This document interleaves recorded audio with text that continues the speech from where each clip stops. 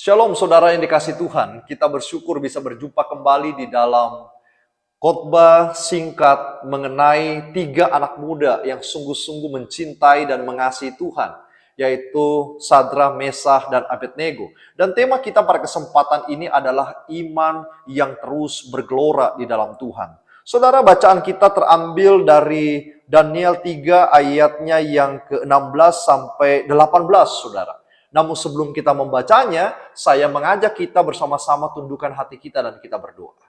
Bapa di surga, kiranya Engkau memberkati kami, membuka telinga kami, membuka hati kami, agar kami bisa mendengarkan firman-Mu ini dengan sungguh saksama dan kemudian menjadi pelaku firman yang taat dan setia kepada Tuhan. Di dalam nama Tuhan Yesus kami semuanya berdoa. Amin. Firman Tuhan berbunyi demikian. Sadra, Mesah, dan Abednego menjawab Raja Nebukadnezar, "Tidak ada gunanya kami memberi jawab kepada tuanku di dalam hal ini. Jika Allah kami yang kami puja sanggup melepaskan kami, maka ia melepaskan kami dari perapian yang menyala-nyala itu.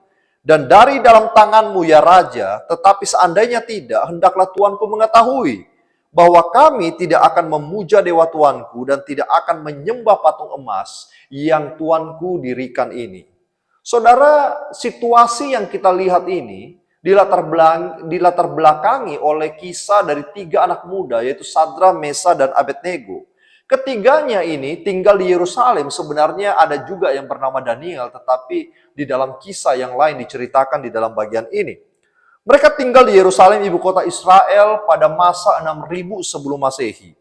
Pada saat itu kerajaan Babel di bawah pemerintahan seorang kaisar yang begitu kuat sekali, seorang raja yang bertangan besi, saudara, yang kita sebut namanya sebagai Nebukadnezar.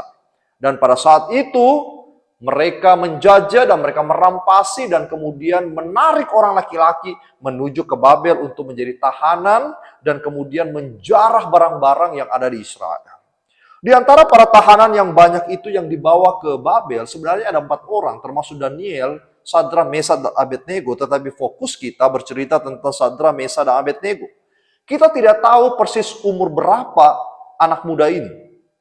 Tetapi kira-kira mereka sedang di dalam usia yang tergolong muda, saudara. Mereka berasal dari keluarga bangsawan Israel. Mereka berempat di antara banyak anak-anak muda lain dipilih secara khusus oleh raja atau lulus seleksi karena perawakan mereka yang baik, tingkat pendidikan mereka yang baik, keterampilan mereka yang baik, dan mereka adalah orang yang cepat belajar karena secara kognitif, secara pemikiran, mereka sungguh-sungguh pinter.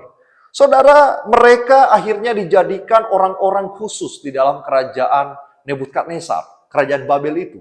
Dan di dalam situasi ini, di dalam konteks ini, di dalam masalah ini, saudara, kita tidak usah heran karena Nebukadnezar selain menjadi raja yang begitu kuat, dia juga bukan raja yang bodoh. Tetapi dia raja yang memang mencari bibit-bibit unggul untuk membangun kerajaannya bukan hanya dengan pedang dan tongkat, tetapi juga memakai pikiran. Ini raja yang sangat pandai, saudara. Dan ketiga orang ini, kita ceritakan 3 saja, Sadra, Mesah, dan Abednego, saudara, adalah orang yang diberikan jabatan penting, diberikan fasilitas yang baik, kemudian diberikan posisi yang cepat, lebih tinggi daripada orang yang lain. Di dalam situasi seperti itu, seringkali kalau kita mendapatkannya, apa yang terjadi di dalam kehidupan manusia? Yang pertama, manusia banyak yang berbangga pada diri sendiri. Karena perawakannya bagus, disiplinnya, dia pinter, maka seringkali manusia terjebak dengan kesombongan, keangkuhan, dan lain sebagainya, saudara. Yang kedua, seringkali ketika kita mendapatkan jabatan, kekuasaan, lalu kemudian muncullah pemikiran bahwa kita memanfaatkan semua itu untuk memperoleh kekayaan bagi diri kita sendiri. Dan kita menjadi orang yang hebat, yang mencari pujian, yang dipuja sana-sini. Saudara, apa yang manusia cari di dalam dunia ini diberikan Nebukadnezar kepada mereka. Tetapi yang menarik, saudara, adalah mereka tidak berubah iman mereka sedikit pun. Mereka rupanya mengenal Tuhan bukan dari perkataan orang tua saja, bukan dari ajaran guru-guru mereka saja, tetapi mereka mengenal Tuhan memang dari sebuah relasinya dengan Tuhan. Dan relasi itu nampaknya begitu kuat, membuat mereka fall in love kepada Tuhan. Jatuh cinta kepada Tuhan, saudara.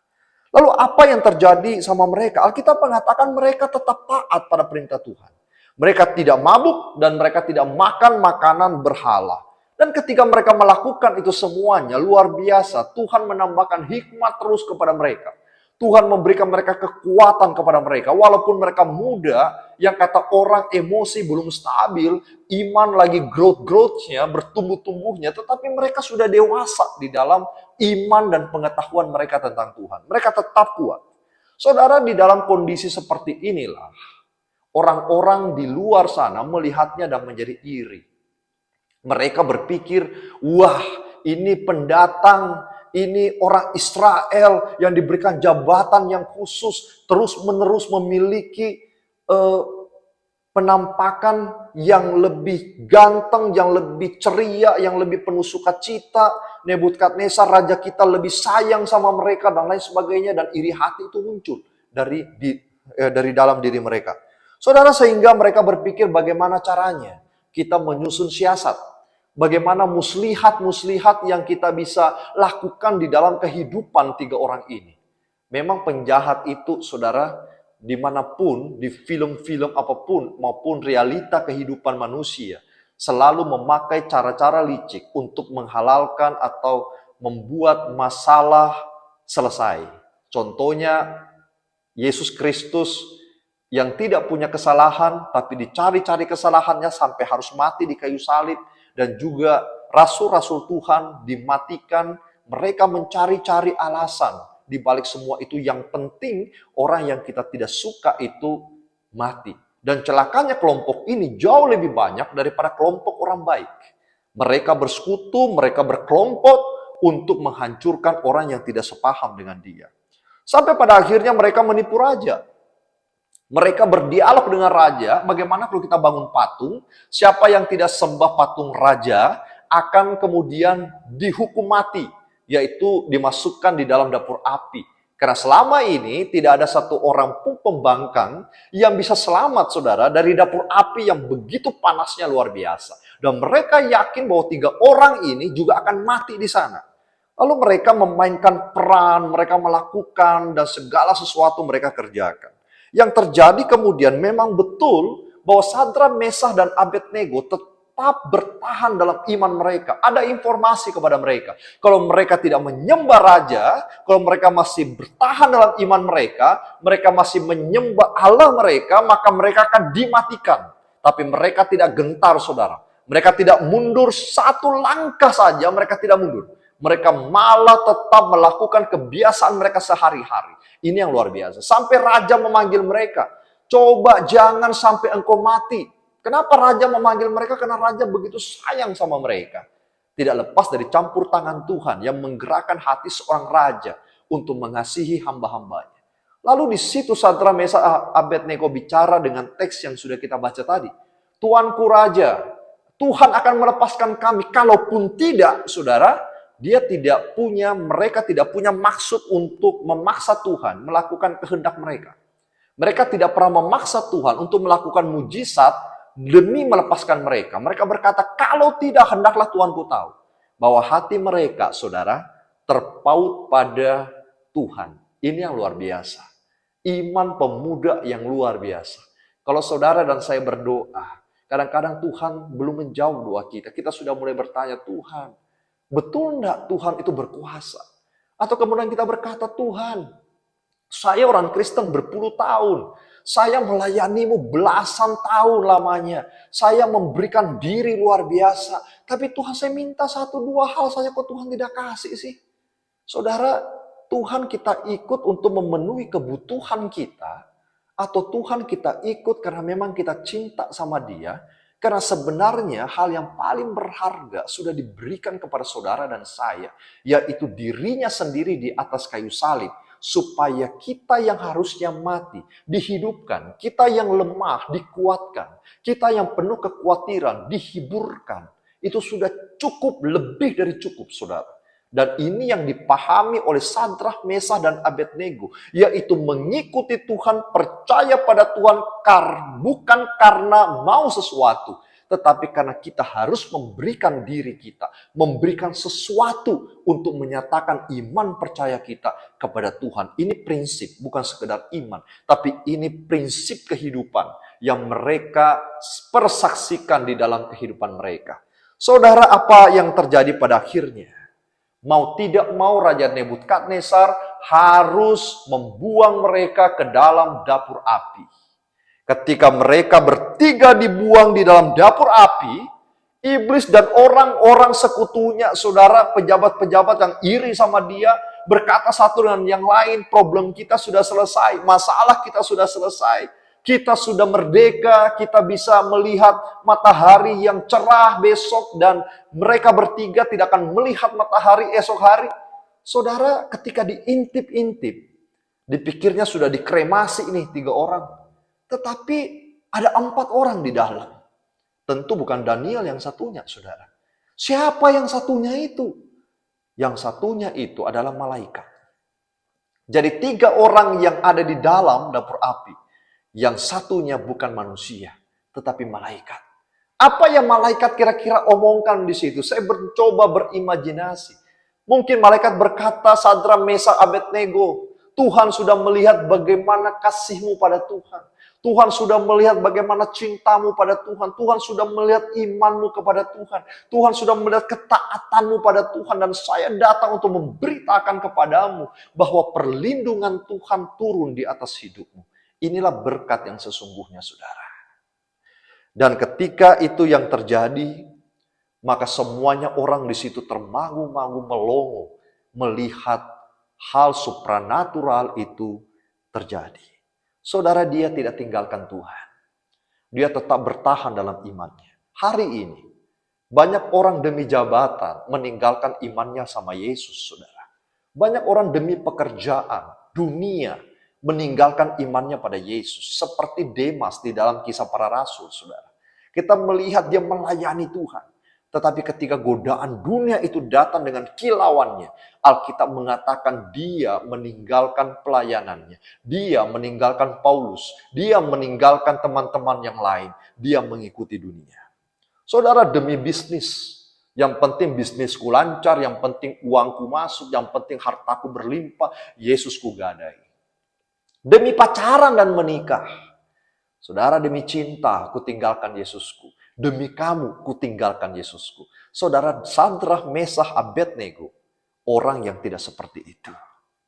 Mereka tidak kendor.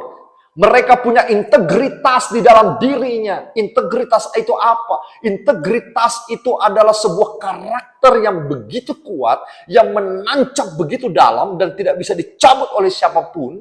Ada orang atau tidak ada orang, dia tetap adalah orang yang sama. Dia tidak goyah dengan badai sekencang apapun. Tidak perlu ada CCTV yang memantau mereka, jahat atau tidak jahat. Mereka tetap bertahan di dalam cintanya yang dalam kepada Tuhan. Itulah integriti. Dan mereka dimasukkan di dalam dapur api tanpa merasa penyesalan yang dalam mengikuti Yesus. Dan mereka tidak pernah berpikir untuk menyangkal Yesus. Menyangkal Tuhan, mereka tetap memegang teguh firman-Nya. Saudara, Dr. Richard Theo, 18 Oktober 2012 di Singapura, meninggal. Siapa dia, saudara?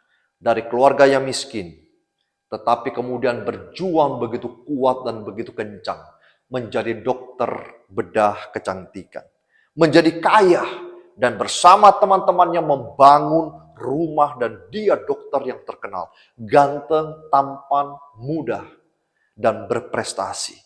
Saudara, temannya bertobat. Ayo kita ke gereja, ayo kita menyembah Tuhan. Apalagi you mau cari di dalam hidup ini? No, dia tidak mau. Saudara, dia berkata kepada temannya, saya sibuk di jam gereja beribadah. Kalau bisa, jam gereja itu berubah jamnya, baru saya bisa ke gereja. Jadi jam ibadah menyesuaikan dengan waktunya dia. Saudara, tentu gereja tidak bisa melakukan itu. Lalu apa yang terjadi pada 2011? divonis kanker paru-paru stadium 4B. Di dalam kondisi seperti itulah dia berpikir, apa arti hidup saya? Skill saya, kekayaan saya, perjuangan saya kemarin, apa gunanya?